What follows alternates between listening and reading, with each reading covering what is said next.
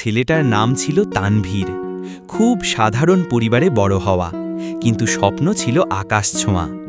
প্রতিদিন স্কুলে যেত একটা ছেঁড়া পুরনো ব্যাগ নিয়ে। ব্যাগটা ছিল তার বাবার দেয়া। বাবা একদিন রিকশা চালিয়ে কষ্ট করে কিনে এনেছিলেন। বন্ধুরা হাসত, বলতো এই ব্যাগ নিয়ে কে আসে স্কুলে। তানভীর কিছু বলতো না, মুখ নামিয়ে ক্লাসে বসে পড়ত। একদিন স্কুলে নতুন ব্যাগ বিতরণ হচ্ছিল গরিব ছাত্রদের মাঝে। তানভীরকেও ডাকা হলো। সবাই করতালি দিল, কিন্তু অবাক করে দিয়ে তানভীর বলল, স্যার, আমি এই ব্যাগটা নেব না। সারপ্রাইজড শিক্ষক জিজ্ঞেস করলেন, কেন রে, এটা তো নতুন সুন্দর ব্যাগ। তানভীর তার পুরনো ব্যাগটা বুকের সাথে চেপে ধরে বলল, এই ব্যাগটা আমার বাবার ঘামের দামে কেনা।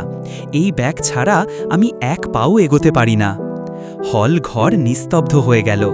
কিছু বন্ধু যারা ব্যাগটা নিয়ে মজা করত, তারা চোখ নিচু করে ফেলল।